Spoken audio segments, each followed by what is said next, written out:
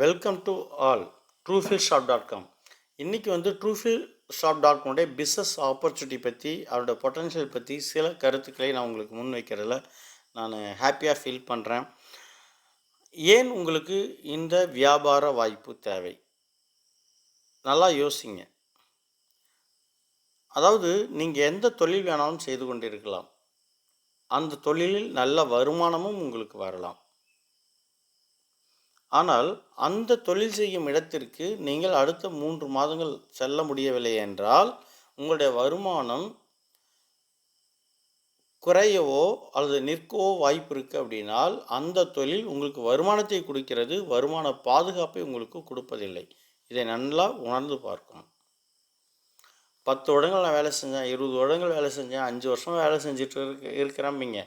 ஏதோ ஒரு சூழலில் ஒரு 3 மாதம் உங்களால் வேலை செய்ய முடியவில்லை என்றால் அந்த தொழிலிலிருந்து உங்களுடைய வருமானம் குறையவோ அல்லது நிற்கவோ வாய்ப்பு இருக்குது. அப்போ அந்த தொழில் குறையலை, தொழிலுடைய அமைப்பு முறை அது. அப்போ உங்களுக்கு வருமானம் இருக்குது, ஆனால் வருமான பாதுகாப்பு அப்படின்றது அந்த துறையில் இல்லை. அப்போ நல்லா யோசிச்சு பாருங்கள். 10 வருடம் பாடுபட்டு பணம் மட்டும் இருக்குது, வருமானம் மட்டும் இருக்குது, வருமான பாதுகாப்பு இல்லை அப்படின்ற ஒரு தொழிலை தேர்ந்தெடுத்து தீவிரமாக உயிரை பணயம் வச்சு அதற்காக அர்ப்பணித்து நம்ம ஓடிக்கிட்டு இருக்கிறோம். ஓகேங்களா? ரைட்.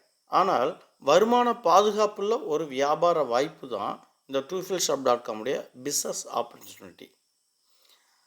எப்படி சார் இல்லை வருமான பாதுகாப்பு இருக்குது? ஸோ இது இந்த வியாபாரம் மட்டும் என்ன ஸ்பெஷல் உங்களுக்கு அப்படின்னு உங்களுக்குள்ள ஒரு யோசனை போய்கிட்டு இருக்கும். ஏன்னா இது பணம் சம்பாதிக்கக்கூடிய வரைமுறையை, கோட்பாடுகளை அடிப்படையாக வச்சு உருவாக்கப்பட்ட ஒரு வியாபார வாய்ப்பு. அதனால் உங்களுக்கு பணம் வரும். மக்கள் சக்தியை யார் அதிகம் பயன்படுத்துகிறார்களோ அவர்கள் பணக்காரராகிறார்கள். அதெல்லாம் யோசிச்சு பாருங்கள். நான் ஏற்கனவே ஒரு வீடியோவில் சொன்ன விஷயம்தான். நீங்கள் ஒரு டெய்லரிங் ஷாப் வச்சுருக்கிறீங்க, அந்த டெய்லரிங் ஷாப்பில் நீங்கள் மட்டும்தான் வேலை செய்கிறீங்கன்னா உங்களுக்கு ஒரு வருமானம் வரும். இதே அந்த டெய்லரிங் ஷாப்பை நீங்கள் 10 பேர் வேலைக்கு வைக்கிற அளவுக்கு அந்த டெய்லரிங் ஷாப்பை விரிவுபடுத்துங்க. 10 பேர் கொண்ட மக்கள் சக்தி நீங்கள் பயன்படுத்தும் போது உங்களுடைய வருமானம் கண்டிப்பாக அதிகமாக தான் இருக்கும். நீங்கள் ஒருத்தர் வேலை செய்ய வர வருமானத்துக்கும் 10 பேர் வேலை செய்யும்போது வர வருமானத்துக்கும் வித்தியாசம் இருக்கத்தானே செய்யும். அப்போ 10 பேர் கொண்ட மக்கள் சக்தியை நீங்கள் பயன்படுத்தும் உங்களுடைய வருமானம் அதிகமாகிறது அல்லவா? இதுவே பார்த்திங்கன்னா 100 பேர் வேலை செய்யக்கூடிய அளவுக்கு உங்களுக்கு அந்த டெய்லரிங் ஷாப்பை எக்ஸ்போர்ட் கம்பெனியாக நீங்கள் மாற்றுங்க. ஸ்டிச்சிங் பண்ணி எக்ஸ்போர்ட் பண்ணுங்கள். அப்போ உங்கள் வருமானம் எப்படி இருக்கும்? இன்னும் கூடுதலாகத்தானே வரும். அப்போ நீங்கள் ஒருத்தர் வேலை செய்யும்போது வருமானம் குறைவு, மேன் பவர் மக்கள் சக்தி அதிகப்படுத்துறங்க 10 பேர்னா அப்போ உங்களுடைய வருமானம் இன்னும் அதிகமாகுது.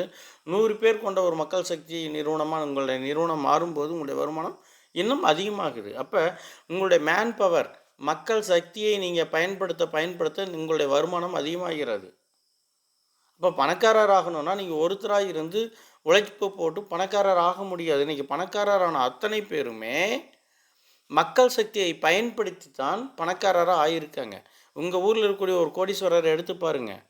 அவர் ஒன்றியுமே வேலை செஞ்சு பணக்காரர் ஆகிட்டாரா? அவர் தொழில் செய்வார், அவர்கிட்ட ஒரு 50 பேர் 60 பேர் வேலை செய்வாங்க. தொடர்ந்து 10 வருடங்கள் வேலை செஞ்சனால மக்கள் சக்தி அதிகம் பயன்படுத்தின நபர்கள் எல்லாருமே பணக்காரராக இருக்காங்க. இன்றைக்கி Reliance, Tata, Birla, TVS companies, Joy Alukkas, Chennai silks இங்கெல்லாம் இன்றைக்கி பணக்காரங்களாக இருக்காங்கன்னா அவங்ககிட்ட எவ்வளோ பேர் வேலை செய்கிறாங்க, எவ்வளோ மக்கள் சக்தியை பயன்படுத்துகிறார்கள். ஆனால் மக்கள் சக்தியை பயன்படுத்துறது அவங்களுக்கு சம்பளம்ன்ற ஒரு விஷயத்தை கொடுக்குறாங்க. அப்போ இன்வெஸ்ட்மெண்ட் பண்ணுறாங்க. அப்போ இன்வெஸ்ட்மெண்ட்டும் சம்பளம்ன்ற ஒரு விஷயமும் கொடுக்குறவங்க தான் மக்கள் சக்தியை பயன்படுத்த முடியும். அப்போ மக்கள் சக்தியை பயன்படுத்தணும். உங்கள்கிட்ட மிகப்பெரிய முதலீடு தேவை. அந்த அவங்களுக்கு லாபம் வருதோ இல்லையோ சம்பளம் கொடுக்குற அளவுக்கு உங்களுக்கு அந்த தொழில் வளர்கிற வரைக்கும் நீங்கள் அந்த வியாபாரத்தை கண்காணித்து வளர்க்கணும். ஸோ நிறைய ரிஸ்க் ஃபேக்டருக்கு இடையில தான் உங்களால் மக்கள் சக்தியை பயன்படுத்த முடியும். இப்போ பணம் இருக்கிறவங்க தான் மக்கள் சக்தியை பயன்படுத்தி பணக்காரராங்க. அதுதான் பணம் இருக்கிறவங்ககிட்டே பணக்காரர்கிட்ட தான் பணம் சேரும்ன்றதுக்கு காரணம் அதுதான். அப்போ முதலீடே இல்லாமல் சம்பளமே கொடுக்காமல் மக்கள் சக்தியை நீங்கள் பயன்படுத்துறதுக்கு ஒரு வாய்ப்பு இருந்தால் இந்த கோட்பாடு பணக்காரராகுவதற்கான ஒரு கோட்பாடு. இதனுடைய அடிப்படையில் நம்முடைய வியாபார வாய்ப்பு இருப்பதால் தான் உங்களுக்கு பணம் நிறையா வருது. அப்போ முதலீடே போடாமல் மக்கள் சக்தியை நீங்கள் பயன்படுத்துகிறீங்க. அதுக்கு தான் இந்த சிஸ்டத்தை நம்ம கிரியேட் பண்ணுறோம். இந்த சிஸ்டம் உங்களுக்காக வேலை செய்யுது. ஓகேங்களா? இந்த சிஸ்டம் உங்கள் குடும்பத்துக்கு பணத்தை சம்பாரித்து கொடுத்துக்கிட்டே இருக்குது. ஓகேங்களா? ஸோ அதனால தான் இந்த வியாபார வாய்ப்பு வருமானத்தையும் கொடுக்குது, வருமான பாதுகாப்பையும் உங்களுக்கு கொடுக்குது. ஓகேங்களா? உங்களுடைய வருமானம் உங்களுடைய உழைப்பை மட்டும் நம்பி இருக்குன்னா, ஸோ வெரி டேஞ்சர். உங்களுக்கு உடல்நிலை சரியில்லைன்னா உங்களோட உழைப்பு நின்று போயிடும், உங்கள் வருமானம் நின்று போயிடும். இதை நிறைய பேர் யோசிக்கிறதில்ல. நீங்கள் ஃபாரினில் இருக்கக்கூடிய ஃபினான்ஷியல் அட்வைசர் நிறைய பேர் சொன்ன விஷயம், இந்தியனுடைய பிஸ்னஸ் பீப்புளுடைய மக்களுடைய மென்டாலிட்டி என்னென்னா, ஒரு நல்ல இன்கம் வருதுன்னா அதுலேயே அவங்க செட்டில் ஆகிடுறாங்களாம். நம்ம நல்லா இருக்கும்போதே இன்னொரு வருமானத்தை உருவாக்கி வச்சுக்கணுன்ற அந்த விழிப்புணர்வும் அவேர்னஸும் இல்லைங்களாம். நம்ம எப்போ அதை யோசிப்போன்னா, இப்போ நல்லா வந்துட்டு வருமானம் நின்று போச்சுன்னா அப்புறம் என்ன பண்ணலாம் அப்படின்னு நம்ம யோசிப்போமா? கரெக்டு தானே? இப்போ வரக்கூடிய வருமானம் நின்று போச்சுன்னா அதுக்கப்புறம் தான் நம்ம அடுத்து என்ன செய்வோன்றதை நம்ம யோசிக்கிறோம். ஓ, இந்த வருமானத்துலேருந்து இவ்வளோ வருமானம் வருது, ரைட்டு. இது என்றைக்கா இருந்தாலும் இப்போ நீங்கள் வந்து ஒரு பெரிய ஒரு பியூட்டிஷியனாக இருக்கீங்க.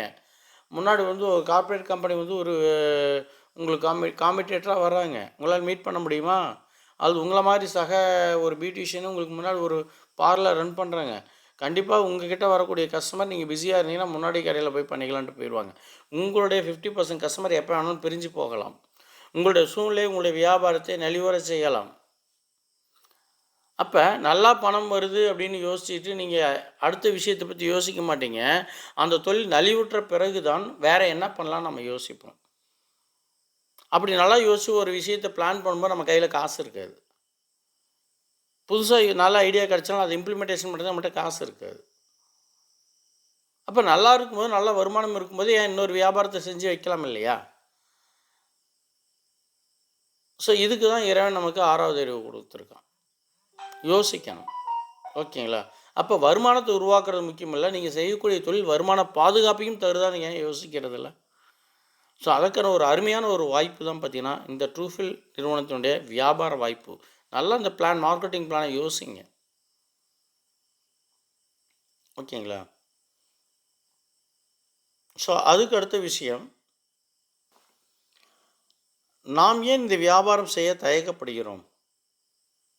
நிறைய பேர்கிட்ட போய் இந்த பிஸ்னஸ் ஆப்பர்ச்சுனிட்டினா, எனக்கு இதெல்லாம் ஒத்து வராதுங்க, எனக்கு இருக்கிறதே போதுங்க, நான் போய் ஒருத்தர்கிட்ட இந்த பிஸ்னஸ் ஆப்பர்ச்சுனிட்டி பற்றி பேச மாட்டேங்க. ஸோ இந்த மாதிரி நிறைய கமெண்ட்ஸ் வரும். ஆனால் சில நபர் மட்டும் இந்த வியாபாரத்தோட முக்கியத்துவத்தை எடுத்து சீரியஸாக பண்ணுறவங்களும் இருக்க தான் செய்கிறாங்க. ஸோ சீரியஸாக எல்லா நபர்கிட்ட நான் சில கொஷின் கேட்க நான் ஆசைப்பட்றேன். ஏன்னா உங்களுக்கு ஒரு விழிப்புணர்வு வரணுன்றதுக்காக, உங்களை காயப்படுத்தணுன்றதுக்காக அல்ல. இன்றைக்கி ஃப்ரூட்ஸ் சாப்பிட்டா எந்த அளவு நல்லதுன்னு எவ்வளோ பேருக்கு தெரியும்? இந்த வீடியோ பார்க்குற அத்தனை பேருக்கும் தெரியும் ஃப்ரூட்ஸ் சாப்பிட்டா நல்லதுன்னு. ஆனால் டெய்லி நீங்கள் ஃப்ரூட்ஸ் சாப்பிட்றீங்களா? உங்கள் குழந்தைங்களுக்கு ஃப்ரூட்ஸ் வாங்கி கொண்டு போய் கொடுக்குறீங்களா? உங்கள் அப்பா அம்மாவுக்கு ஃப்ரூட்ஸ் கொண்டு போய் கொடுக்குறீங்களா? உங்கள் மாமனார் மாமியாருக்கு ஃப்ரூட்ஸ் வாங்கி கொண்டு போய் கொடுக்குறீங்களா? நல்ல காய்கறி உள்ள நல்ல உணவுகளை உங்களால் சாப்பிட்றீங்களா? யோசிச்சு பாருங்கள். ஏன் பார்க்குற அத்தனை பேரும் இல்லான்னு தான் சொல்லுவீங்க. ஏன் ஃப்ரூட்ஸ் வந்து வெளியில் எங்கேயும் கிடைக்க மாட்டேங்குதுங்களா? ஏன் டெய்லி சாப்பிட்றதில்ல? ஃப்ரூட்ஸ் நல்லதுன்னு தெரியுது, ஏன் சாப்பிட்றதில்ல? சாப்பிட்ட ஒரு பட்ஜெட் உதைக்குமே. காய்கறி கடைக்கு போனால் இவ்வளோ செலவாகுதே, டெய்லி ஃப்ரூட்ஸுக்கு போனால் 300 400 ஆகுதே. அப்போ நல்லா யோசிச்சு பாருங்கள், நாம் சம்பாதிக்கக்கூடிய வருமானம் ஒரு குவாலிட்டியான ஃபுட்டை வாங்கி நாம் நம்ம குடும்பத்துக்கும் நம்ம குழந்தைகளுக்கும் நம்மளுடைய பேரண்ட்டுக்கும் கொடுக்கக்கூடிய நிலையில் கூட இல்லை அப்படின்றத உணர்ந்து பார்த்தீங்கன்னா, ஏன் உங்களுக்கு ஒரு வருமான வாய்ப்பு தேவைன்றது உங்களால் உணர முடியும். நாம் நினச்சிக்கிறோம், நான் கம்ஃபர்ட் ஜோனில் இருப்பேன், நான் யார் தெரியுமா அப்படின்னு சொல்லிட்டு.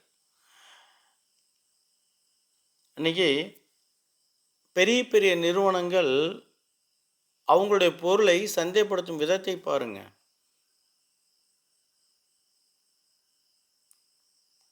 ஸோ அந்தளவுக்கு கீழே இறங்கி ஒர்க் பண்ணிகிட்டு இருக்கிறாங்க. ஆனால் தான் அவங்க பணக்காரர் ஆகிட்டு இருக்காங்க. கீழே இறங்கினா அவங்க வந்து தகுதியோ மானத்தையோ இழந்து அவங்க விற்கலை. ஸோ அவங்களுடைய ப்ராடக்டை விற்பதற்கு எதை வேண்டுமானாலும் செய்ய ரெடியாக இருக்காங்க. ஆனால் தான் அவங்க பணக்காரர் ஆகிறாங்க. உங்களுக்கு பணம் வருவதற்காக ஒரு அருமையான ஒரு வியாபார வாய்ப்பு இருக்குது, ஸோ இது உங்களுக்கும் யூஸ்ஃபுல்லாக இருக்கும்னு ஒருத்தர்கிட்ட சொல்கிறதுக்கு என்ன தயக்கம் வேண்டியிருக்கு? நீங்கள் தயக்கப்படுறீங்கன்னா டெய்லி நீங்கள் என்ன பண்ணணும்? உங்களுடைய அப்பாவுக்கு, உங்களுடைய மாமனார் மாமியாருக்கு, உங்களுடைய குழந்தைகளுக்கு, உங்களுக்கு ஒரு தரமான உணவை ஒரு 3 மாதங்கள் உங்களால் கண்டினியூஸாக எடுக்க முடியுதான்னு பாருங்கள். செலவாகுதே அப்படின்ற ஒரு உணர்வு உங்களுக்குள்ளே வரும். ஏன் உங்களுக்கு இன்னொரு வருமானம் தேவைன்னா, இப்போ உங்களுக்கு உங்களுடைய எந்த தொழில் செய்தாலும் அதிலிருந்து வரக்கூடிய வருமானம் உங்களுக்கு பத்தலன்றது புரியும். செகண்டரியாக ஒரு வருமானத்தை உருவாக்கிக்கிங்க. முதலீடே இல்லாமல் வருமானமும் வரும், வருமான பாதுகாப்பும் வரும்ன்ற ஒரு ஐடியா நாங்கள் கொடுக்குறோம். ஸோ அதை ஏன் ஏற்றுக்கிறதுக்கு அவ்வளோ தயக்கமாக இருக்குது? யோசிச்சு பாருங்கள்.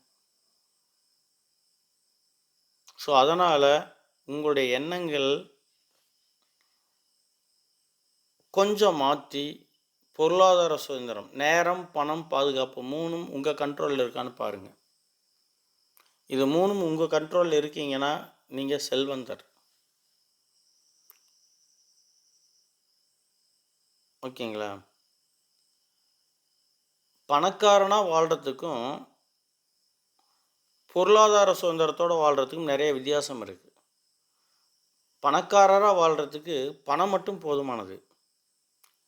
ஆனால் பொருளாதார சுதந்திரத்தோடு வாழ்கிறதுக்கு பணம் மட்டும் பத்தாது. போதுமான அளவுக்கு பணம் வேணும். அந்த பணத்தை அனுபவிக்கிற அளவுக்கு உங்களுக்கு நேரம் வேணும். எவ்வளவு தான் அனுபவித்தாலும் அடுத்த மாதம் என்ன பண்ணுறது அப்படின்னு யோசிக்காத அளவுக்கு வருமான பாதுகாப்பு இருக்கணும். நேரம், பணம், பாதுகாப்பு, வருமானம், இது 3ம் இருக்கிறவங்களுக்கு மட்டும்தான், அந்த மாதிரி இருக்கிறவங்கள தான் பொருளாதார சுதந்திரம் பெற்ற மனிதன் நம்ம சொல்கிறோம். அவர் தான் நம்ம என்ன சொல்கிறோம்? ஃபினான்ஷியல் ஃப்ரீடம் பர்சன் நம்ம சொல்கிறோம்.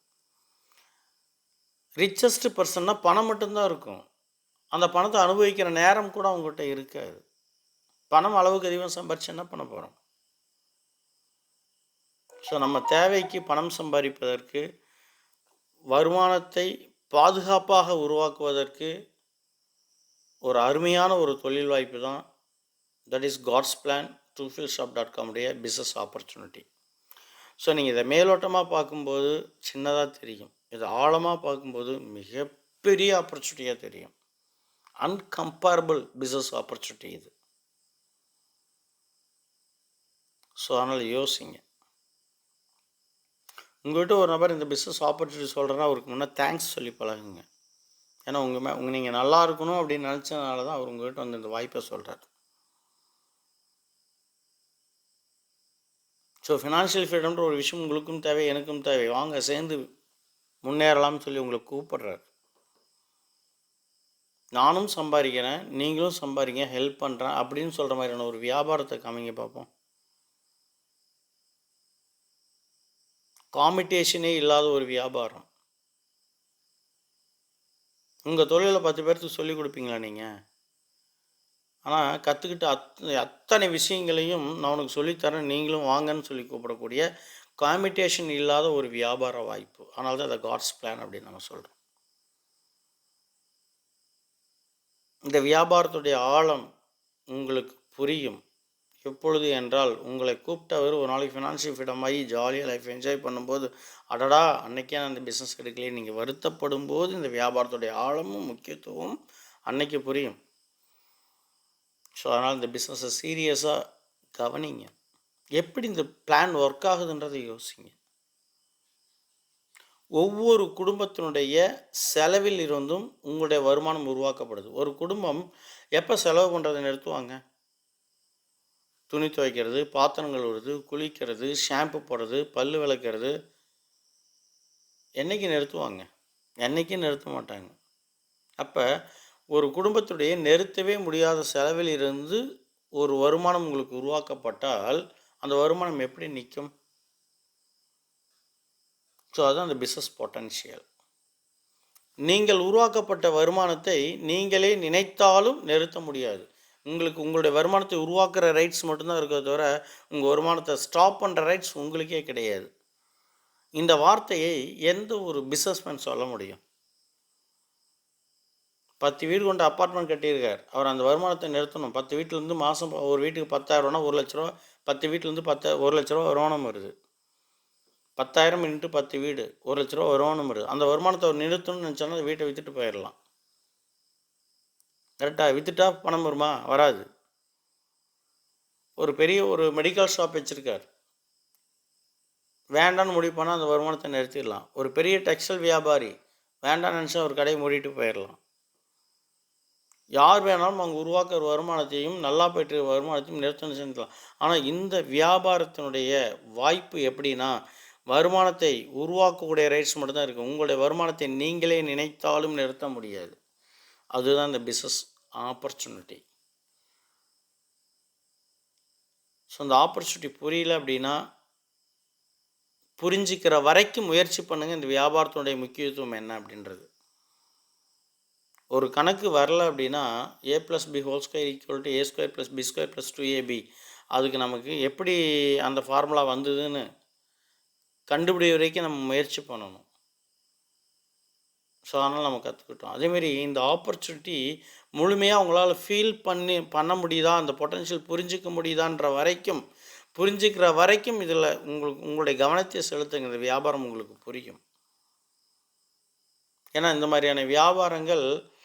இந்த மாதிரி வியாபாரங்களை செய்து தான் மேலை நாடுகளில், அதாவது அமெரிக்கா, ரஷ்யா, ஜப்பான், இந்தோனேஷியா, இந்த மாதிரி பெரிய பெரிய வளர்ந்த நாடுகள் எல்லாத்துலேயும் இந்த மாதிரியான வியாபார வாய்ப்பை பயன்படுத்தி பணக்காரரானவர்கள் தான் உலகிலேயே அதிகம் பேர் இருக்காங்க.